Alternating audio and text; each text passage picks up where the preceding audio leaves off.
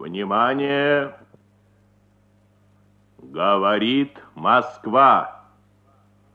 Передаем важное правительственное сообщение.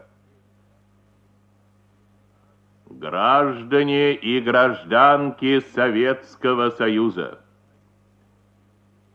сегодня в 4 часа утра, без всякого объявления войны, германские вооруженные силы атаковали границы Советского Союза. Началась Великая Отечественная война советского народа против немецко-фашистских захватчиков. Наше дело правое. Враг будет разбит.